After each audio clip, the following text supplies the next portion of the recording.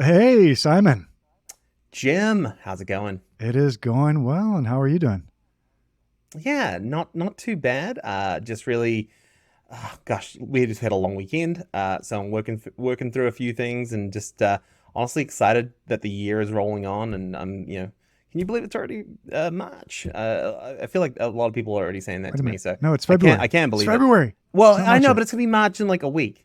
Yeah, and So it's gonna be summer before you know it, right? it is. It Um, is. in fact, I just had some parents that I was talking to, some parent friends of ours, that were saying, "Oh, have you gotten your kids signed up for the summer camps yet?" I'm like, "Summer camp? It's February." And it's like, "Yeah, but all the good ones get taken, now. You got to sign up now." And Yeah. so I was. Otherwise, I don't know. Like, what are the bad summer camps they have? Like I Yeah. don't know, not to put them on blast, but I'm just like, oh, there's like a needlepoint camp, and no one wants to go to that. Everyone wants to go to space camp with Lance Yes. Bass. Well, yeah, it's like, I get jealous of our kids. My kids are getting a Oh little bit yeah, older because, they're not.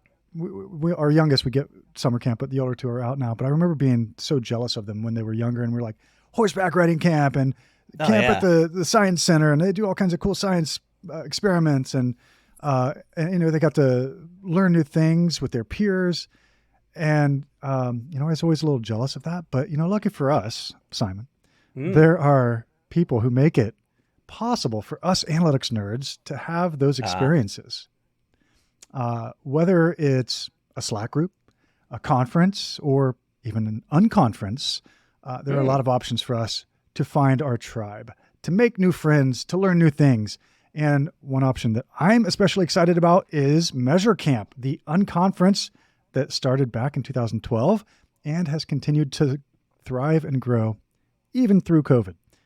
And today, Simon, we are going to talk about MeasureCamp and measurement communities in general. And who better to talk about this with us than Peter O'Neill? Peter really needs no introduction, but I'm gonna try here with just a couple of quick hits, and then I'll let him say more. But Peter is the director of digital analytics at Decathlon Digital. He's been working with numbers for the past 20 years, very long time. Most of that time has been in the web and digital analytics space. And most importantly, he started MeasureCamp back in 2012 in London, and then it spread to Paris and then other cities throughout Europe, and it even made its way across the Atlantic over here to the States. So we have a few of those here going on this year. Uh, Notably, I want to mention that we do have two upcoming Measure Camps in the United States. March mm. 2nd is the Austin Measure Camp, and that's great if you want to go there. A lot of great people are going. But more importantly, April 13th, New York. Okay, technically it's New Jersey, but it's right across the river from New York. So we're I calling mean, it New York. everything in New York is technically New Jersey. Like, And that's where the Jets play. Everyone's from New Jersey. and like in Yeah, the Hamilton play, everything's legal in Jersey. So, um, sure. so yeah, it's coming up April 13th, and this is important because this Oh, week is the third release for tickets for Measure Camp New York. Um, and last time I looked at Eventbrite, they were going pretty quickly. So you might still have a chance if you're listening to this now. You might still have a chance to get a ticket. So definitely go on over to Measure Camp New York, and links in the show notes, as they say, right? yeah, and So don't bury the lead. The tickets are free. It is a ticketed event, but it is free. And I think that's something we're going to talk about today with what is an unconference? What does this all mean? But as you were alluding to, of course, we do have a wonderful guest on the show today in the one and only Peter O'Neill. So welcome to the show, Peter. Thank you. Hello, everyone. So, g'day. How you Ah, doing? yes, yes. G'day indeed. Later absolutely. on, we'll be eating some sausage rolls and talking about Chopper Read. I don't know. We've got like 3 or 4 listeners in Australia. They'll appreciate that joke. Gotcha. Awesome. So the main theme for our episode today is about building measurement communities and measure camps in general. I think it's something that Yeah. has been hugely popular in Europe, starting to catch on here. I think in the United States, we have a few more cities starting to put those on. But before we dive It's kind right of like into that, it's like the WhatsApp of events. Like it's huge in Europe. yes, In the US, we're like, what's going on with this thing? right, But some people use it, yeah, and it is growing. yeah, and I, I'm about 5 years behind. Yeah. Yeah, yeah. Catch up. yeah, I think we'll get there. I think especially now that we're back in person. But yeah, we'll get to that. But before we dive into those topics, Peter, please give us a little bit of information about yourself, how you got to where you are at today, and some of the work that you're doing now. Cool. I mean, obviously, first of all, thank you very much for having me on here. It's great to chat to both of you again and talk through MeasureCamp with this audience.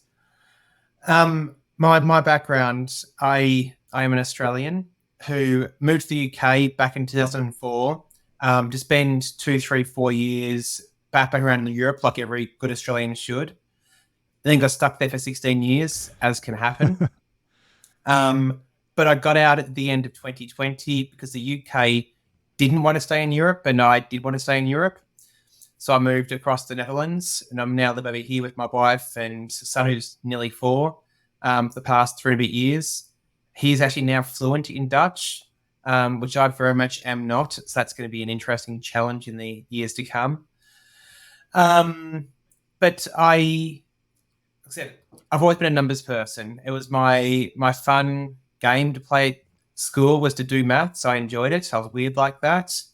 Did a fair bit of maths at university plus other things. Got into supply chain management and forecasting outside of university. Got across the UK, doing the same thing, but at Warner Brothers, which is a different world compared to the previous ones. And managed to actually walk a couple of red carpets there, which was quite exciting and absolutely terrifying. But then changed jobs from forecasting, force reporting, from Warner Brothers and doing VHS DVDs. It was that long ago. Across to Ask Jeeves, the search engine, if you remember that. Ask Jeeves, yes. Of course, the classic. Yeah, it was the exact same role in so many ways, but my world went from being shipment, sales, and returns across to visitors and visits and queries as a search engine, but different traffic sources, different domains and browsers, and what page you're looking at, how you found the website, where you're from, what you're clicking on, what you're doing, and why you're doing it, and how you could use information to make things better. And I fell in love with that world straight away, I think, pretty quickly, because to me, digital analytics and this world of analysis, it's not about data at all. It's about people and people's behavior on websites and now apps as represented by the data points. And so you have to understand why people behave the work they do. I mean, you have to understand websites and apps, the technology behind it. You should have an idea of design and why things are designed the way they are. You need to know marketing, different traffic sources and why they work. And you kind of got to understand people's psychology and why they might behave in different ways and how it changes their behavior to make sense of the behavior and use the data to help you out in making that sense. So I love that approach there. So I was there for a couple of years, worked at a vendor, Nedstat, if you remember that, for a year, consultancy in London for more years, and then started my own agency, L3 Analytics, back in 2010. And that's when I was a couple of years in as a freelancer. I don't think I had any employees at that stage. I got a few clients. It was going better and better. But I was very opinionated. I still am, actually.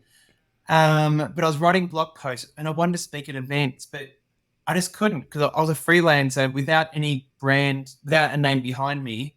And it wasn't at a brand, which the brand brought a name. It said, no one actually gave me a chance to speak, a platform to speak on. So then the only thing I think of was to start my own conference. That makes sense, right? Build your own stage, absolutely. Right. Totally. But I mean, it was more than that. I had a friend of mine, Dees, who dragged me along this thing called a bar camp back in the day. And this was an event held over a weekend, Saturday and the Sunday, at eBay offices. People actually camped out there overnight. And it was really, really weird. I mean, there was no agenda in advance. Like, we didn't know who was speaking on what topics, what was going to happen. It was mostly developers, which was even weirder for me.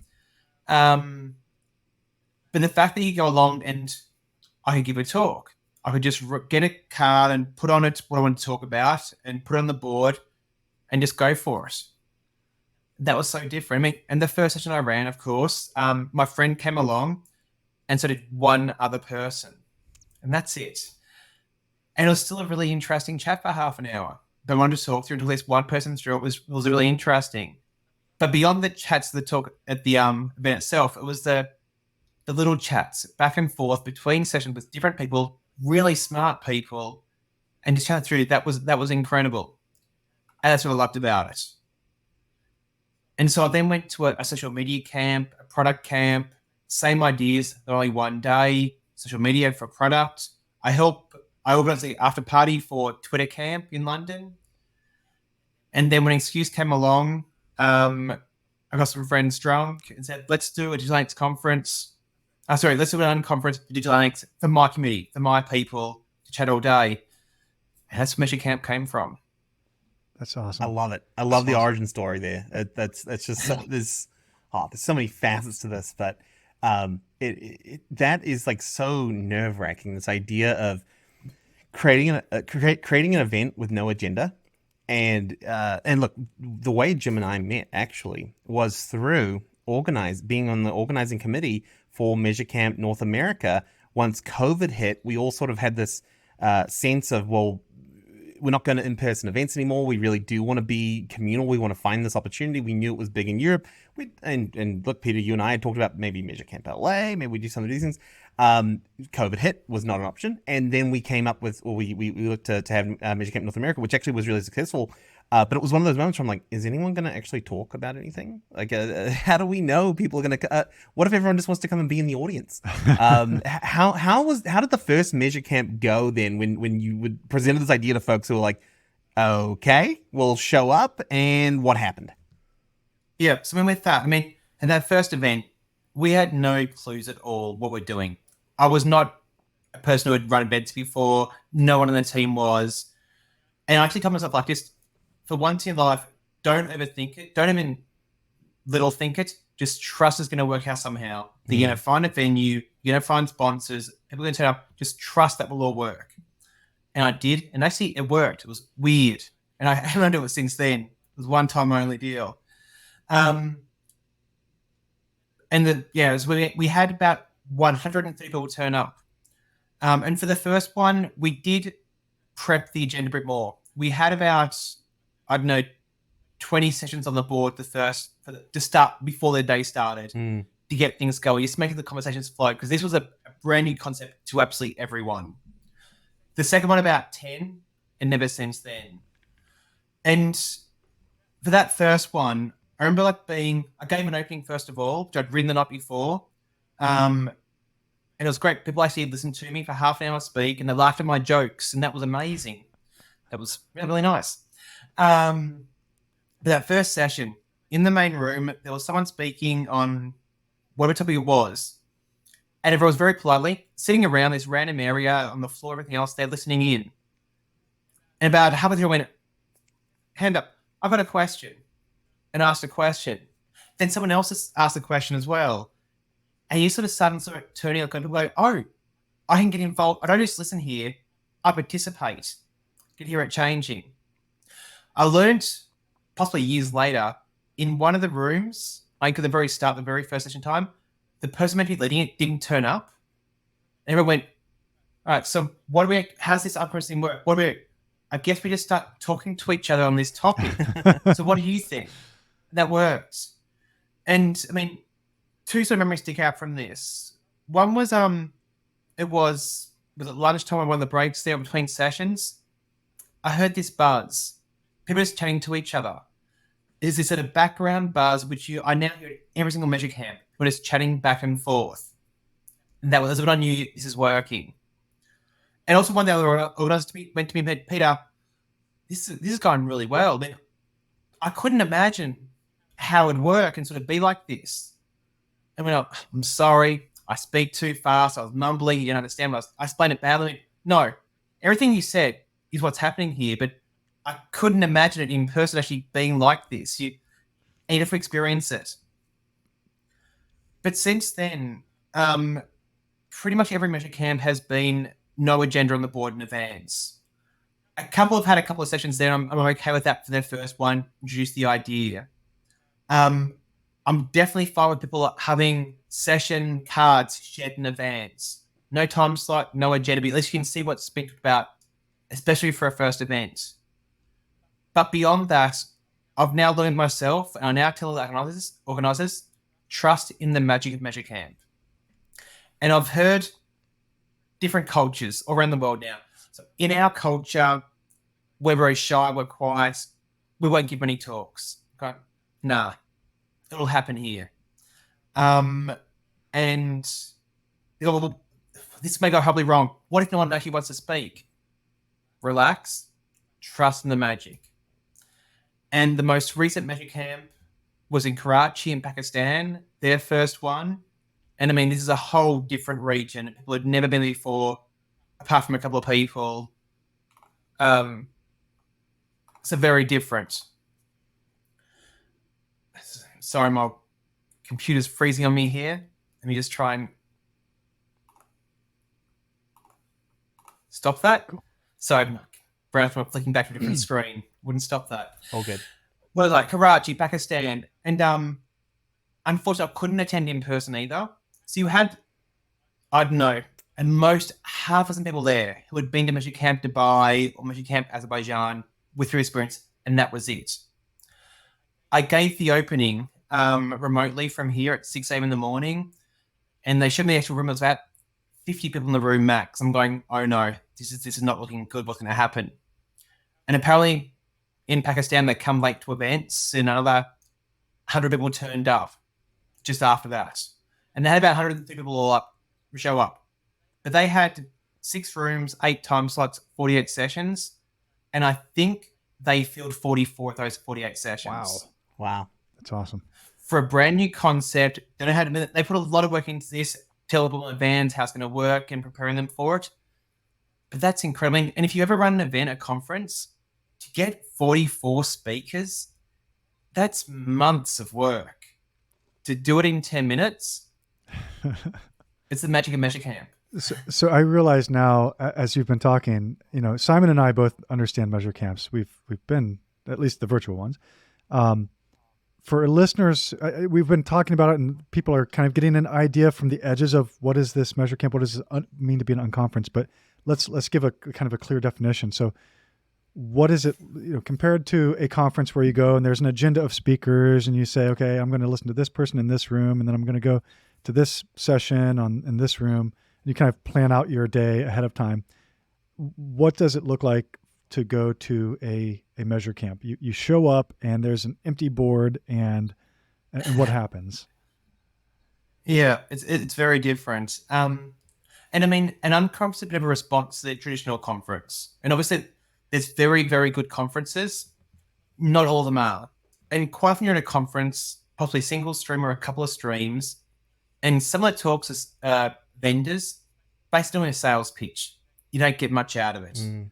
Other ones are people from maybe a top brand who aren't necessarily great speakers with any sort of cutting edge. They're just stuff you did yourself 5 years ago. Or it's an interesting idea and you want to discuss it. They talk for 40 minutes. There's 5 minutes Q&A at the end, and that's it. It's hard. And you find yourself, a chat you actually had after a session or between sessions or at lunchtime, you actually got much more out of. And so an unconference is meant to bring those little discussions to the forefront of the entire day. When you rock up, you may not know it at all. It is held on a Saturday. You may be hungover. That's not impossible. We generally open the doors about 9 o'clock, have it opening at 10, start sessions at 11 o'clock. A big difference is everyone who's there, it's their day off. They actually care about Digiletics. They want to be there. They're not there to get a day off work. I do almost have to say right now, massive apologies to anyone, particularly ladies, who can't attend a MeasureCamp due to childcare responsibilities. I've learned that over the years. It can be a barrier. I'm really sorry about it. But it has to work on a weekend. So that's frustrating. In fact, we can't support more with this. But when you attend, the board's blank. You can see there'll be 7 or 8 time slots, half an hour each. And there might be different rooms. There may be like 2 or 3 different rooms. 4 to 10 rooms. Yeah. They can be big. They can be small. All different types. And it's sort of a case of you create your own content. I mean, it's a free event. You are the product. That's true, but in a positive way this time. You wander into a room full of people who do what you do. Chat to them. Talk about people like, hey, hi, who are you? What do you do? that really uncomfortable small talk which analysts hate, you're doing better at the start. Hopefully there'll be a nice breakfast there. But with the opening, it'll all be introduced, explain how it works. That will help. And then also the session board is now open. And there'll be a gentle walk or possibly a mad run through to the session board to add your cards to the board. And literally in Dubai, I heard about this one lady who was there and like her first event. And she'd written up a session card, ready to go, left the room, walking towards the board. Someone ran past saying, run, run, run. It's like, what? Fast to get there first. To claim your spot, your room, your top spot, the one that you want. Get there quickly. And it goes that fast. 5-10 minutes, the board is mostly full. And the sessions themselves, they can be presentations, conference style. You talk for up to half an hour, give your ideas, all your slides are there with some questions. But even with those, you can get questions from literally slide 2 onwards. Questions, difference of opinion, more information requests, anything else, hitting you from the very start. Not just speaking, you're engaging. Other sessions, though, are more discussions. No slides, possibly nothing printed at all. I've got a question, who can help me answer it? I've got an idea, what do you think? Can someone explain this? Or a bit more structured, like here's my idea, here's my thought behind it. I'm going to go through a sequence of points to discuss. But those sessions, I mean, in a room full of 6 people, 6 other smart people there with different perspectives, different ideas, and discussing an idea, that's incredible. And a key thing is, in this event, some will be brand new to digital analytics. Some could have 20 years experience. Some will be analysts, some developers, maybe some UX people, marketeers, business owners, using different tools, some client side, some agency side, some vendors, all with different perspectives. All that we can learn from, pick the brains of, and also share your ideas with as well. And it's that combination that happened. And then at that point, it's informal, definitely. It's chaotic. It goes wrong behind the scenes. No one really notices. It should be a lot of fun. Yeah, it's. I think the words you used to tell us when we were doing North American MeasureCamp were embrace the chaos. Those are the 3 words that I remember the most. Embrace the chaos. And it truly is. It's chaos, but like you said, it works out. Everything works out. Yep. People fill out the board. Like that's always, I feel like the biggest worry is like, what if no one signs up? But like you said, every single one, people sign up to speak. So, yeah. Well, and the topics, I never know. There was like in Dubai, there's a lot of many mixed modeling talks, especially the first half of the day. There's been ones on GTM, on Look Data Studio, GA4 issues, privacy. The themes can change. MeasureCamp to MeasureCamp, different regions, it all changes. But even the sessions themselves, they're not that technical. How to become a freelancer, how to be your boss, how to be a better storyteller. They're equally valid sessions. And I'll come on to analytics therapy a little bit later. Oh yeah, the best. Absolutely. No, I think we all need that. Free therapy. No, I think there's something to the authenticity of the event that makes it that something that people really want to be involved with, and that is, I think, in 2 frames. One is, you mentioned it's not a sales event. Yes, there are sponsors that help it exist, but it's really framed up versus when you go to a lot of other conferences, maybe half the sessions are already sponsored sessions from the jump, and just here's a case study about how we use this tool. And it may be interesting, but it also may just be a sort of a wedged in sponsorship moment that really isn't that engaging. But the second element, I've been that presentation before. But the second element of the authenticity, and perhaps this is maybe more reflective of why there's so much value, is that oftentimes with conferences, you will have months in advance that an agenda has been set. And there could be all these hot topics that, 6 months ago, that was a hot topic, but then this thing happened. And what I really find about MeasureCamp in general is that it is a mirror of the analyst community at that moment in time. And when you talk about that fluidity, I think that's so crucial to what does make it a really interesting and engaging event, in that it's literally, I read this thing last week and I want to talk about that now, because if we'd had this 6 months ago, none of us would be talking about clean rooms or, something related to that. So yeah. But even beyond that, it could be like we read last week. It could be like chatting someone in the first session or before the day, going, that's really interesting. We should do a session together at this later on today. Yes. And then comes from that is what you discuss in the start of the day become the sessions at the end of the day. It goes that way as well. Oh, I'm like feeling tingly thinking about it, and frankly, I'm sad that I'm not going to be at the New York one. But Well, Jim is Simon, going to be there, of course. There's still time to get a ticket. There is. I know. I can't. I've got this whole thing where I'm, getting a new job and all those things. So, it's hopefully in the future at some point. But maybe, look, who knows? Maybe we'll get MeasureCamp LA back on the back on the card at some point. That'd be great. Yeah. No, we'd love that. What? One thing with the sales pitch element as well. Yeah. Another big thing making it feel so real is that you've got 4 to 10 rooms all happening. Yeah. And they won't always be full. Let's say they're mostly full most of the time. You got 4 to 8 to 10 different tops to choose between. And that's incredible. And a positive side, people go, well, I have to go to see this. No, but that's incredible. No, I want to see that. Oh no, which one do I choose? People are literally paralyzed, trying to choose between 3 different talks. What's right for them? That's just sort of the quality you get in a measure camp when you actually can't choose what's more important to you. And that's the entire day. A big part of that, though, as well, we have the rule of 2 feet. If you're in a talk and it's not right for you, it's too advanced, too basic, you want a discussion, it's more of a presentation, sorry, not right for me, walk out, go somewhere else you can participate, when you can learn and give back yourself. And so for sales pitches, in a sense, I'm fine with sales pitches being there, no problem at all. For some people, they actually want to learn about that tool. Sure. But if it's a sales pitch, you want to hear it, sorry, and walk out. And if no one stays in the room, it's a waste of their time. But if a vendor actually gave a case study, which is really useful, based on their knowledge of the marketplace, that, by the way, you can use our tool to do this, or you could use these other 3 tools as well to do it, you're adding value, engaging, getting more of a result. So that rule of 2 feet self-moderates in a way the sessions that are created.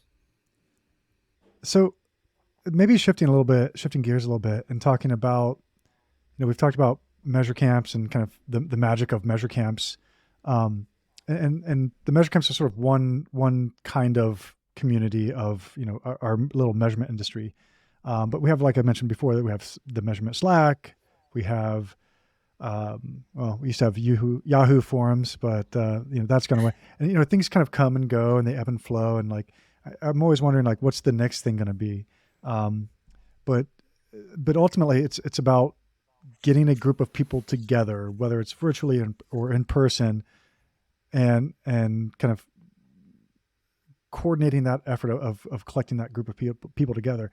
As you kind of, I don't know if you thought about this ahead of time when you were creating MeasureCamp, but for someone who's trying to do this now, what would be the most important things to get right about trying to start a measurement community? Whether that maybe it's someone thinking locally, like Simon said, he wants to start MeasureCamp LA or some measurement space there. Maybe it's not even around a MeasureCamp specifically, right? Just I want to gather people, like-minded people. Maybe it evolves into a MeasureCamp, but out of the gate, they're just I want to have something. How should they think about building that? I mean, one part is think about why you're doing it. And it feels like me, if you try and do it to make money, you look for the wrong reasons. If you think long term and you're giving back, and ultimately you might lead some ROI down the track, personal branding, everything else, that's incredible for us. But if you're just out there blatantly trying to find ways to drive more leads, there's more of a chance that people will not engage with it because they can sense that. You need to be willing to let go to a degree. If you try and control everything, one, will be possibly too much work, but also, again, people can't be a community if you're controlling the whole lot. If you're the cult leader, the cult's not so interested in it. But if you're letting everyone else take some ownership, but some responsibility for it, you have other speakers there, not just you the whole time. You'll have people bring in new ideas and new things to it. That can help it grow. I mean, yeah, this is how you've gone from MeasureCamp in London to literally across the globe. I don't know how many countries or how many MeasureCamps. You probably know the numbers, but yeah, I mean, it's not quite, but yeah, it's dozens of MeasureCamps, probably dozens of countries or tens of countries. We're up to MeasureCamp 135. We had 20 MeasureCamps last year, including one virtual one. We're on track for 25 plus this year. And that would be in about 20 countries. Nice. But yeah, you don't get there by trying to control everything. No, I mean, we could have pushed it faster and tried to do it, but it's let it happen organically. I mean, the first one in the US, do you remember where the first one was in the US? San Francisco with Perlette? No. Austin? No. I'm stumped. Gosh. I don't know. Where was the first US MeasureCamp? This is like a trivia. We should. I know, this. yeah. Exactly. Was it in Columbus? No. Oh. It's not Cincinnati, is it? Oh, Cincinnati. Okay. And again, it wasn't because my geography is shocking. I don't believe Cincinnati is the biggest or most popular city in the US. No. But it was where someone had heard about MeasureCamp and went, that sounds like a great idea. I want to do this with my own community. I want to be my own sort of people. And so they got a group together, reached out to me, got the idea behind it, and went for it. But was that Maddie? Was that no? No. I can't. I was trying to pronounce his name, and that's why I can't quite remember it right now. I'm so sorry to put you on the spot there, but we'll give that person a shout out for the first US MeasureCamps.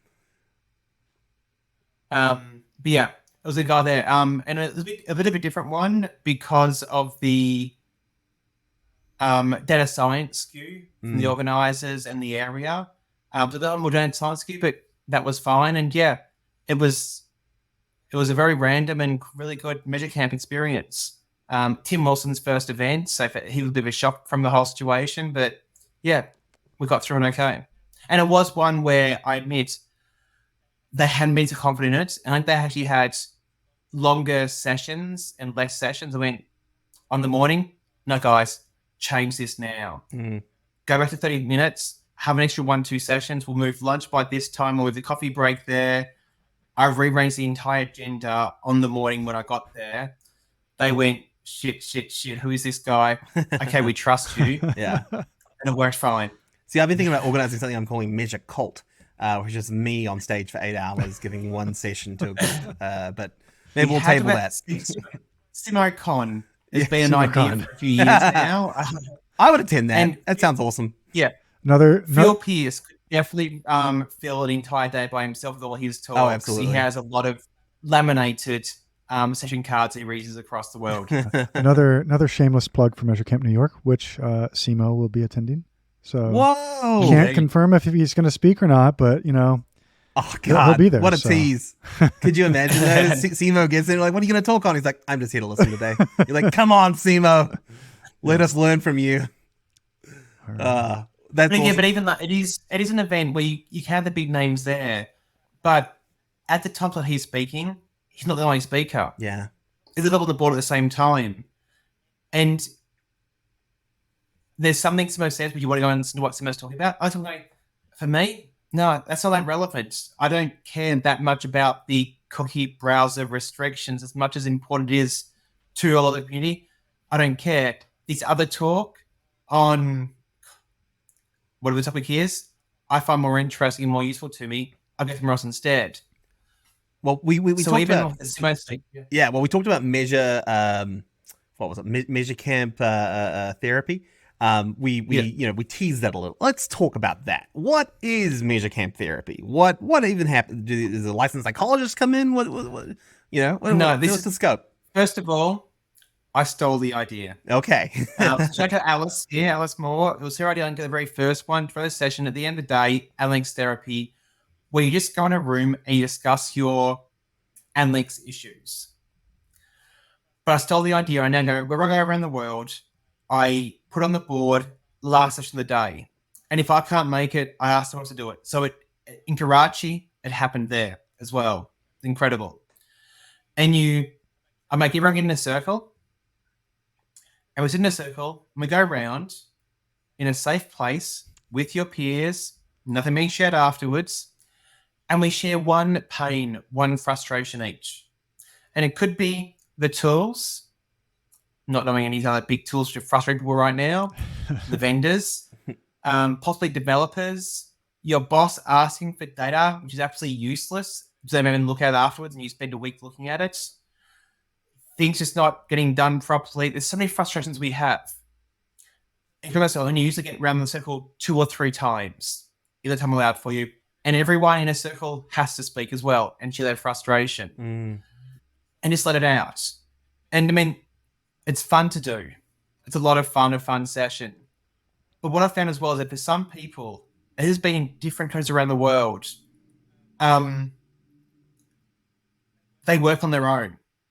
And they actually don't know there's this big community out there of people in digital analytics. Yeah. All facing the exact same problems they have. They think, oh, but I have an issue with my developers, with my boss asking for stupid information they won't use anyway. They'll happen to me. Everyone else is doing it properly. I'm doing it wrong. And they come to the session and go, wait, you've got that problem as well, and you do, and you do. I'm not alone. This is what everyone feels. And you see that the world changed for them in that system. There's a guy in one place, like in Germany, who sort of got that circle. You see him getting to it. He was holding it back, coming back until he released his frustrations because he didn't know he's alone. He thought he's alone. There was another country where I've had translators work with me to try and explain what's going on. Wow. And this one person refused to speak the local language, the translation. They forced themselves to speak in English, which they weren't that confident in because they wanted me to hear it directly from their mouth what their frustrations was. And that felt so special. So it's something which is fun for a lot of people. But for some people, I can see it being a big moment just to let things out, to hear from everyone else has the same issues, that they're not bad at their jobs, that these are barriers which are really hard to overcome, and they're not alone. It's educational. It's cathartic. It's it's $200 on therapy that you don't have to spend anymore. It's a wonderful experience.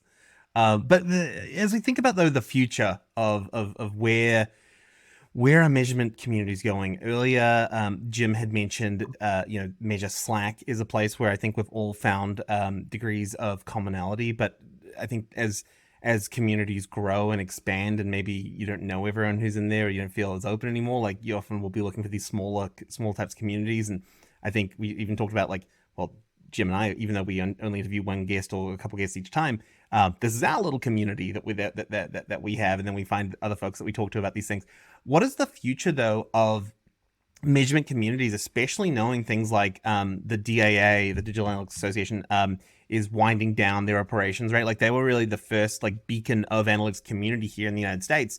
What's your vision for the future of how we continue to assemble and maybe a more virtual future while still wanting to have these small niche groups?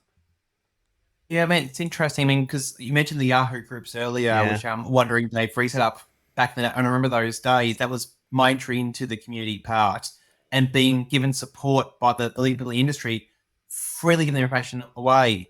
And I just my point there, I felt that culture was started by the Jim Stearns, Stefan Hamels, and etc. of just sharing the information. And because we learned it from them, we did the same thing and hope it continues on. And that's been amazing what's happened in that community, different other communities. And yeah, when Yahoo groups, Google Plus for a while there. Yeah. Twitter was obviously huge for a long time, and now on Slack. What the future holds with that's a bit unknown. I mean, what social media networks going to come in the future? What's going to replace Twitter? And there's nothing quite there yet for these discussions. Something may evolve which we don't even know about yet. It could be something with Apple Vision Pro or Meta Quest. It could be doing the whole avatars and virtual doing that. With the event space, still that face-to-face, that one-to-one connections, if you beat the virtual ones, you haven't been in person yet, Jim. It's a different experience. Those little chats when you can walk in the corridor, run to someone, and you don't get to your sessions just chatting too much about your own topic, that can happen. And I think that's will be special there for the future. In combination though, it's like we had the e-metrics and its various evolutions as your more formal conference. We had Exchange, which became the DA Hub, as 3 days of 1.5 hour roundtables, deep dives. And we have the WebEx Wednesdays or other meetups happening around the world. To me, they're working in combination with each other brilliantly. They're all different styles. They're not competing. They're helping out to form a different place for people to meet each other and to talk. Having events in an evening where you have a pizza and a beer and you chat at a pub without any talks there, that's fine. Different things. That as well. Also Measure Bowling, which I think you may have said in the past. That was one which has died down now, but we may bring back at some point, hopefully. More things will come along. And hopefully it'd be great to see a DA Hub Exchange return in the future. They were great events. There'll always be the more formal conference. When we Clubhouse never quite took off, but that could have happened. Podcasts, obviously more and more popular with great examples like this. There's more and more mechanisms to share your ideas and knowledge of the world. It'll go anywhere. For MeasureCamp, it wasn't a plan to become this, what's become of it. When it was about the 4th or 5th one, and at lunchtime, these guys from Paris went, Peter, this is fun. Quentin's back in Paris, is that okay? I went, yeah, why not? My friend who had dragged me to his events, I knew he'd done events which he'd spread a lot further around the world. So when it happened, I wasn't expecting it. I was a bit surprised myself at the time. I'm not surprised. I went, well, that makes sense, actually.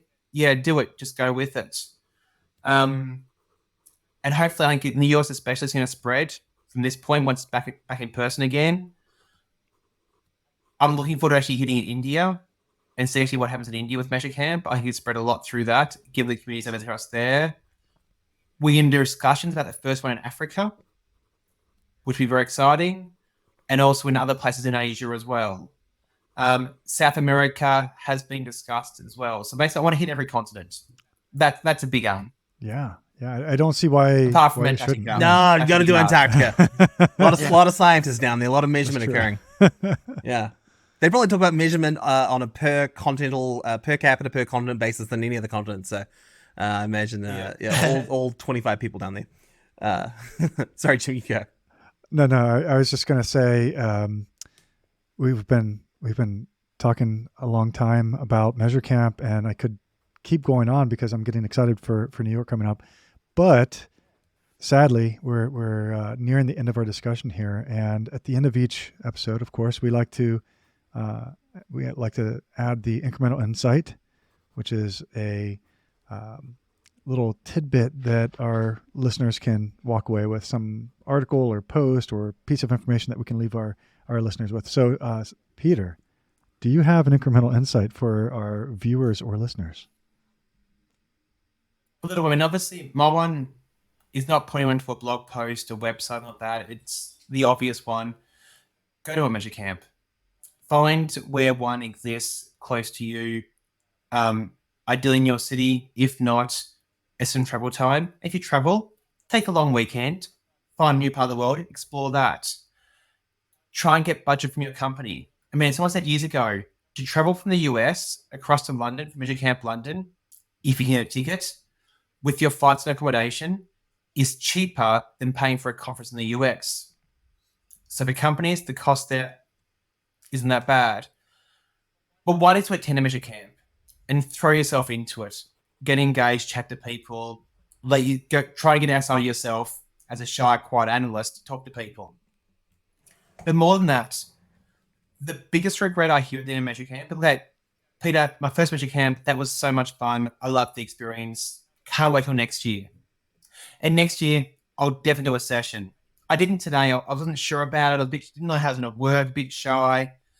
I wish I had have. I really should have done a session. It seemed like so much good, but I didn't quite dare do it. If you go to MeasureCamp, do a session. Prepare in advance if you feel comfortable about it. But feel free to do a discussion, impromptu, anything goes. You will be terrified. That's fine. push through the terror, do it anyway, because the thrill you have at the end of running a session and it'll be successful and getting some applause, whether there's 50 people in the room, a great discussion with 12 people, or like Mike one friend and one random turning up, doesn't matter. You've still done it. It feels great. And basically don't have that regret at the end of the day. No regrets. Push through the terror. I like that. Push through the terror. That's my mantra now. Well, I mean, I think it's just such a good forcing function. We always talk about, look, when you know a concept really well, then you can teach it, then you can educate others. And I think this is a wonderful forum for that for folks. And look, when you're looking to find your tribe and you plan to attend your first MeasureCamp, who knows? You may end up meeting your future podcast co-host between sessions, and then you'll find your own way to measure up. I mean, there has been as well with that one instance, at least one that I'm aware of a MeasureCamp wedding. Oh, what? A MeasureCamp wedding? Oh man, there was the guys that said, like, to let you know, I met my wife through MeasureCamp. So there's been at least one instance of that happening so far. Oh, I thought you were going to say they had I don't know. One of the sessions was a wedding. They're like, I hope we get it on the board today. Otherwise, we're not getting married. Yeah. Oh no. I believe the one MeasureCamp. Oh really? I was gonna ask Peter, if someone is listening to this and they've made it all the way to the end, they are very clearly interested in MeasureCamp. So they probably are thinking in their minds, I want to start a MeasureCamp in my city. How can they get in touch with you, or who should they reach out to if they want to maybe explore starting a MeasureCamp? Yeah. Finding me is easy on LinkedIn, but otherwise peter@measurecamp.org. Simple as that. There are instructions on the website, measurecamp.org, on running your own MeasureCamp. The basic ideas there. I'm happy to talk to anyone, give some advice to anyone. That's fine. I give the caveat advice that you can't start a community with a MeasureCamp. It won't work. If the MeasureCamp itself is too small, you don't have the critical mass to have the discussions. And I'd say to people, I'd actually rather, wherever you're based, start with your meetups, get a community going. Don't think about trying to run MeasureCamp in 6 months' time. Think about 2 years' time and do it properly the first time, but build towards it as time goes on. And in the meantime, get the initial 15, 20 of you, bus or flight, whatever, go to MeasureCamp together and do your MeasureCamp experience elsewhere, but as a team still. And that will lay the seeds to be able to run a MeasureCamp yourself in the future. So do it right while doing it fast. Bigger cities is easier. But for anyone, it's definitely something to be involved in. Even in a way, your city, help out somewhere else as well. Get involved that way. Amazing. All right. Thank you so much, Peter. And Simon. I already did. I know it's time to measure up. I already did the closing. I did the closing. No. This is good. This is good. So bad. This is how real conversations go. But that's why it sounded so poetic when I was like, it's time to measure up. But then you dropped the MeasureCamp wedding bomb, and of course we had to explore that. So all right. I know. I couldn't not say it. Well, this is like every MeasureCamp, right? Like by the time the session's over, you're like, no, it's not over. It will never be over. Over. No, when time's up, one thing was strict on is timing. Well, then there's the after party and the conversations will continue. Then there's the pizza and the beer. Yes, got to just then it's okay. Absolutely push through the terror, embrace the chaos, and measure up.